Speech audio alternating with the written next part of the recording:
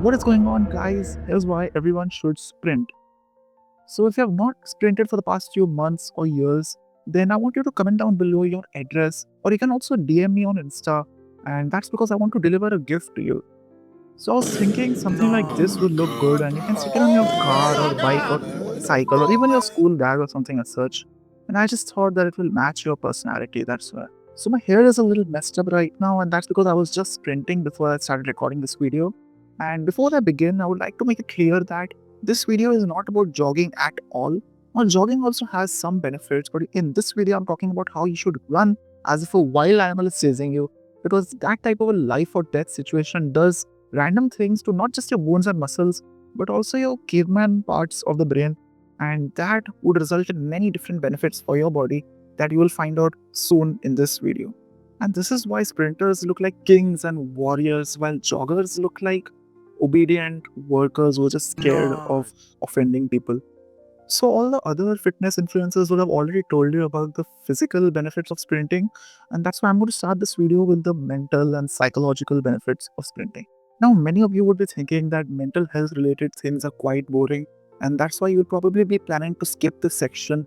But the fact that you click on an educational video and you still look for entertainment in it just shows how bad your mental health actually is. But I'll still try to make this video as entertaining as possible, and I'll also talk about the effects of sprinting on your muscles and testosterone and stuff, because apparently that's what you fitness addicts are interested in. So let's just get started. So, effects of sprinting on your mental health. So those good old days when we were kids and we used to run, those days would probably never come back. But when we ran, we felt wild, alive, and free. And when was the last time you felt like that? In fact, sprinting is one of the first few things we learn as kids before society cages us. So we used to play games like ice and water, lock and key, and hide and seek and stuff, in which we had to run a lot. And we randomly wanted to race our friends as well. So this natural instinct of us wasn't a mistake. It was actually what our body required. But then you get termed as a naughty child or a bad child because you're just difficult to control. Once in a while, you may get injured, you may get a small scratch on your body, and your parents may tell you not to run because it's risky. And this makes you question your natural instincts, which is one of the worst things you can do for your mental health.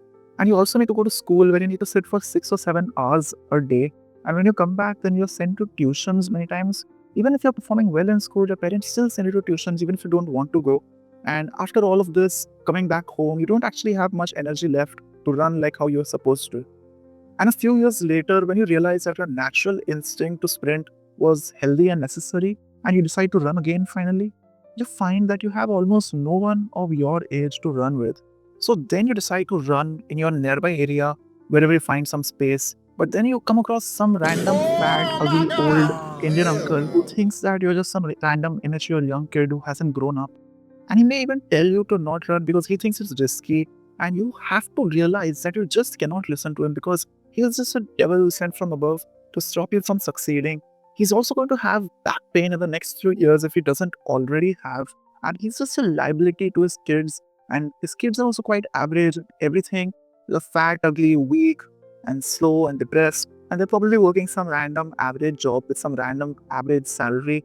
And they will have enough money to live, and the little bit of money that they save would again be spent onto some random knee or back surgery of their father.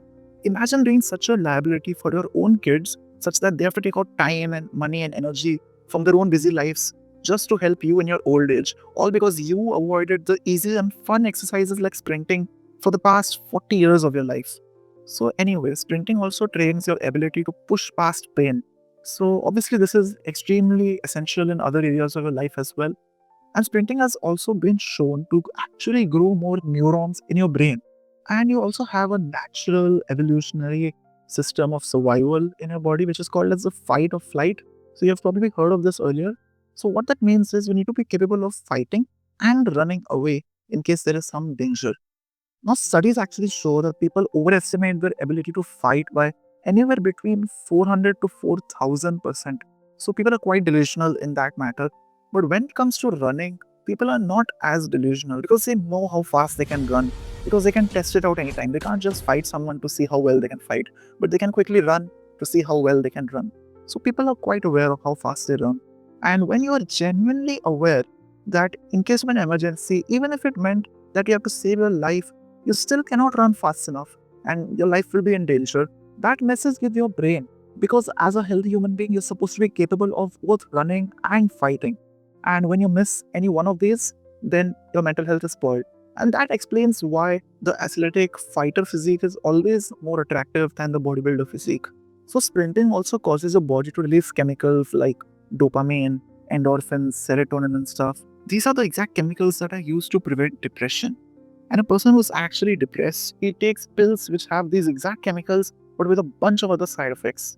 And that's because the doctor can't really tell a depressed person to exercise because they're fat and lazy and they've just avoided the easy exercises for the past few years of their life because they're already depressed, so it'll hurt their feelings, right?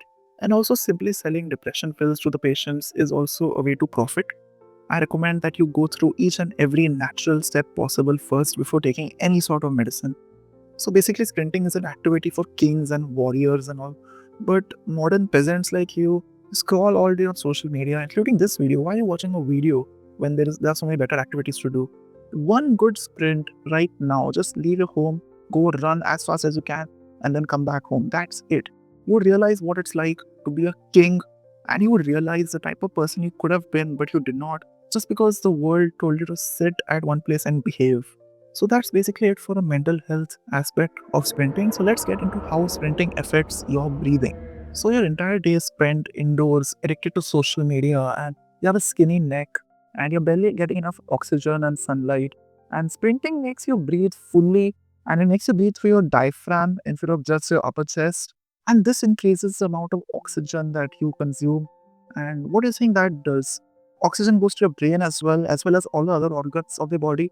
What do you think that does to your body? It will obviously increase your focus and your calmness, and it also adds some power to your voice. Some power to your voice. So just take a look at how sprinters breathe. Sprinters breathe like they own the world, while an average man breathes like he's a coward and he's afraid to exist because he's actually afraid to exist because he cannot run, he cannot fight, and one small thing that he can say can offend someone and he can lose his job or something as such. So basically, his life is full of fear, and that affects the way he breathes, and that affects every other aspect of his life as well. And most adults are overweight and they can't even run for 100 meters. And the world record for 100 meters is 9.5 seconds or something around that. And just imagine not being able to run a distance that many people in the world can run in lesser than 10 seconds. And then they blame it on their age or on their genetics, or they just say that they're too busy to run. So there's nothing much more about breathing. So let's get into the testosterone aspect of sprinting.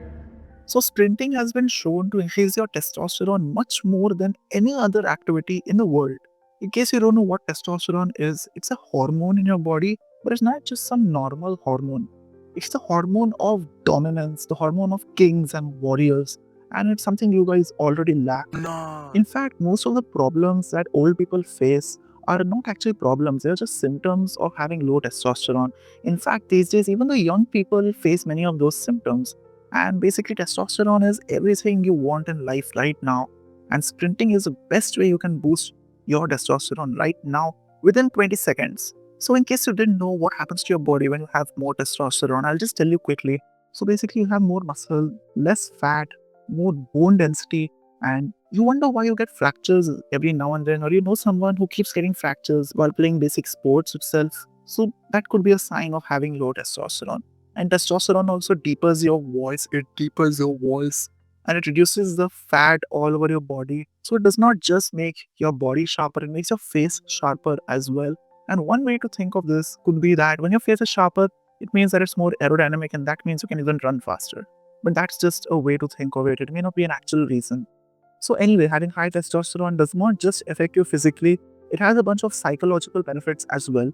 So, you would feel more motivated, will feel more aggressive, but aggressive in a good way, which means that you would be more aggressive towards your goals. And it makes hard work feel good. So, normally there are a bunch of tasks pending which are actually hard, but instead of doing them, you just procrastinate. But having high testosterone would make you do them and you would feel good while you do them. And you'll especially feel good when those tasks are completed. So many of you who are in school can probably relate to this because you have a bunch of homework pending or you have some exam coming up and you want to study for that.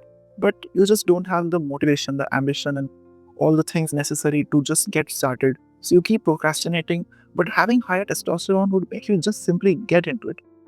So obviously having higher testosterone would make you more confident as well. So no wonder there's a girl you like and you didn't speak to her for the past few months or maybe even years.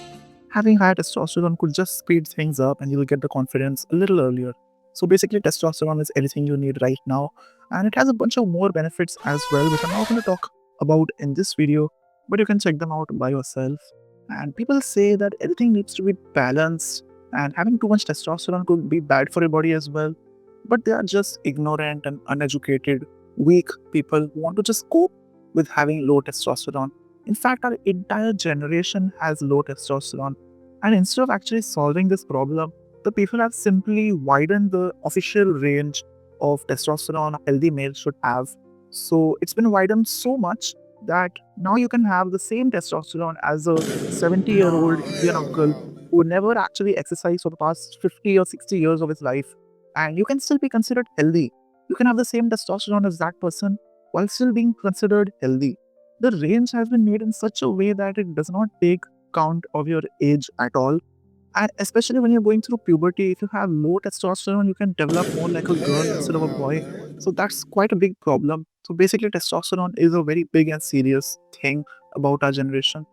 Now, at the starting of the video, I said that this video is not about jogging, it's about sprinting. So, one more reason why you shouldn't actually jog is because jogging increases your stress hormone and that actually lowers your testosterone. Many of you may actually think that sprinting is stressful and jogging is more relaxed, but you need to realize that everything about sprinting is so quick that in fact you can just run once at full speed for as long as you can, and that itself would double your testosterone for hours. Just look at how efficient this is. One quick sprint for as long as you can, which is barely going to be 20 or 30 seconds, and you won't even sweat. And that itself would result in your testosterone being doubled for a few hours. So basically, no other activity is as effective and as efficient as sprinting when it comes to testosterone. And this increase in testosterone is just basically the body's way of saying prepare for battle. And that's because throughout history, whenever we sprinted, most of the time it was a life or death situation. And these all hormonal things are mostly controlled by the old caveman parts of our brain. And that hasn't really evolved much since the caveman times. And evolution actually takes millions of years. So we still have a good amount of brain of the caveman times. And you can trick it to produce the hormones that you want. So that's basically it for the testosterone aspect of sprinting. Now let's get into the muscles aspect of sprinting. So how sprinting affects your muscles. So I get a good amount of compliments on my calves, but I never actually ever even trained them.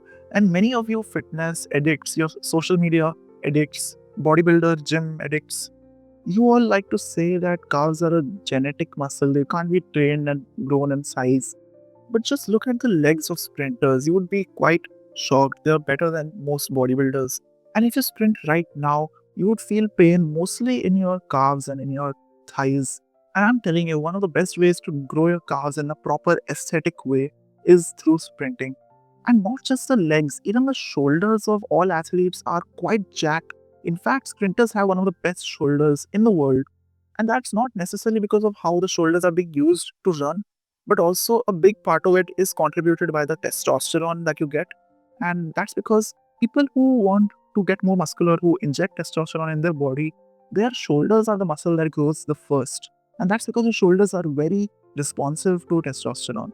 Now, many people actually believe that having more muscles and lifting weights, they make you bulky and stiff and slow.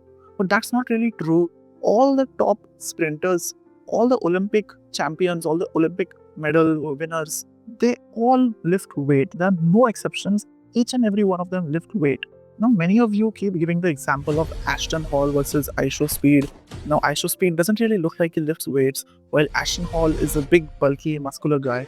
You need to realize that Ashton Hall is still very fast and he can beat almost the entire population of the earth, except for a very small chunk of people who have trained for running for the past few years of their life. And he's definitely faster than all bodybuilders just because he lifts weight and runs. And that also shows that you can hold on to a good amount of muscle and still be faster than most of the world. And the average person would just never be able to put on that much of muscle anyway. And the average person also won't be able to beat Ashton Hall in a race without years of training. And in most situations, lifting weights actually makes you faster if you're also running along with it. Now, many of you live in India and you see random people sprinting in some nearby area and you find them quite skinny. And then you go to some random gym and you find people over there much better, much stronger looking. And you think that sprinting makes us skinny and it's better to go to the gym and just not sprint because sprinting also burns calories. But this is just not true. And you also need to understand that most people in India are poor and the people who sprint are normally much younger and the people who go to the gym are normally elder and they're earning their own money. And that's mainly how they afford it to go to the gym. And now, because they're earning their own money, they also buy higher quality foods and they buy protein shakes and stuff. And most parents don't actually want to send their kids to the gym, so they don't actually give them the money.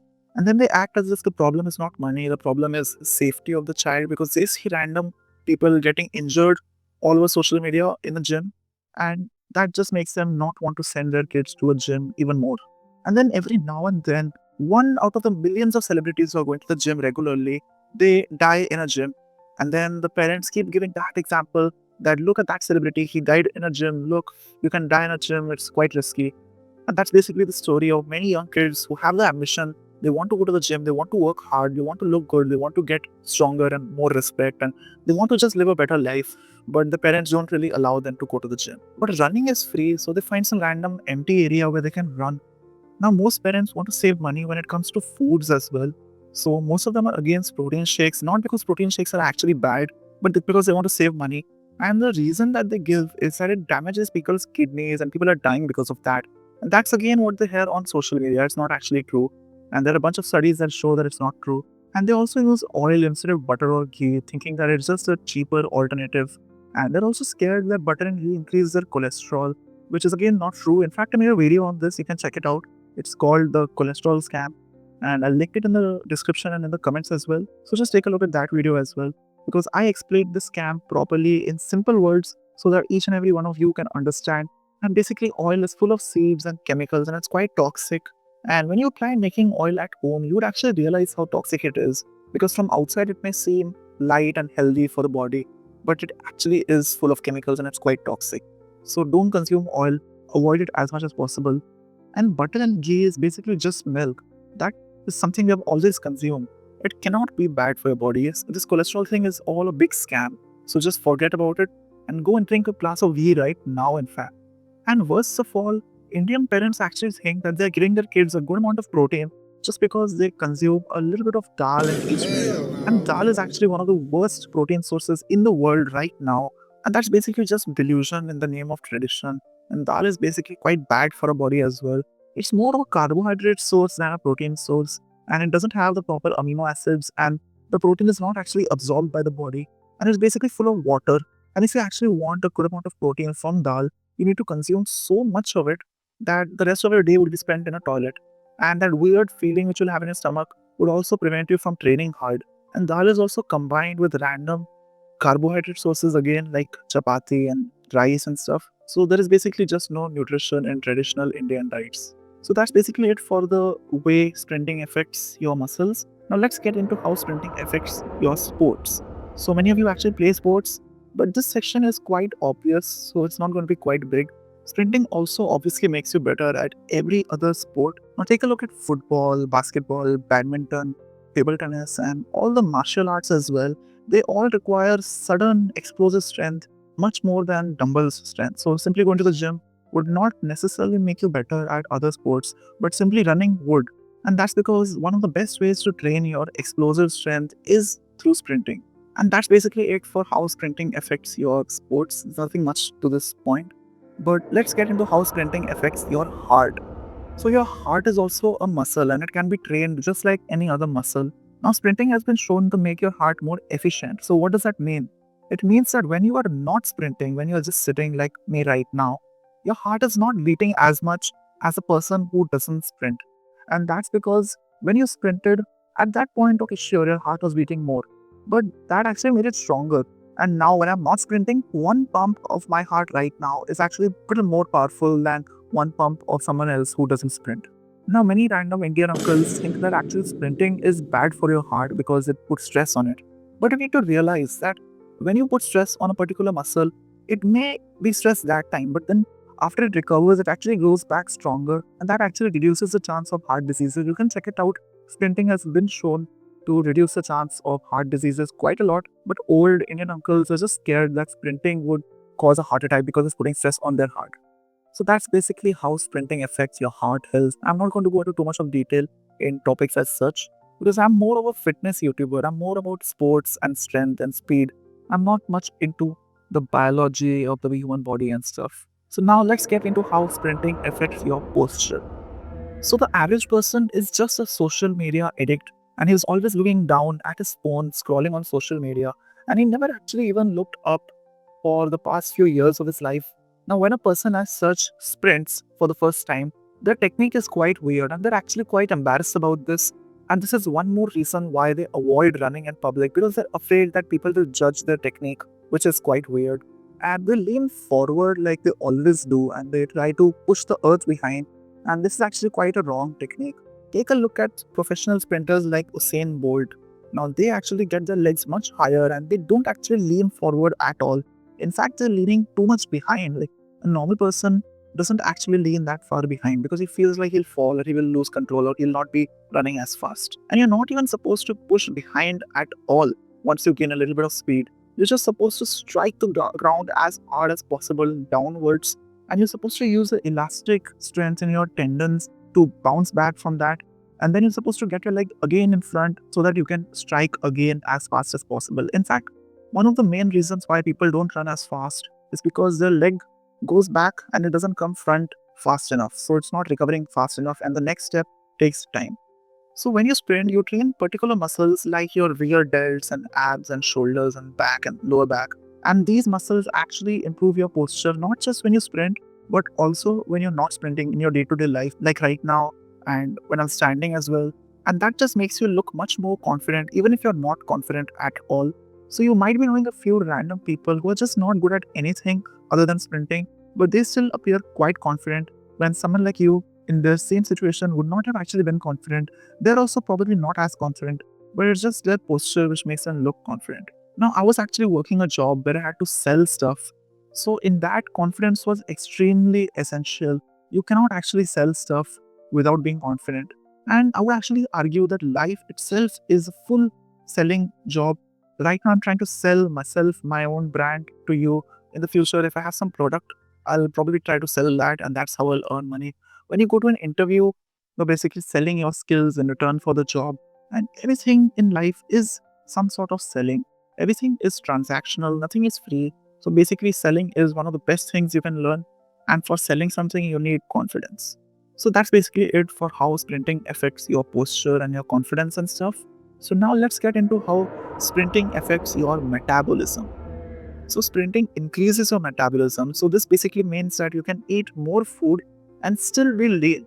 It will be much harder for you to put on fat, which is a good thing, but you'll not be skinny. You will be able to put on muscle as well. And it actually encourages muscle growth and recovery.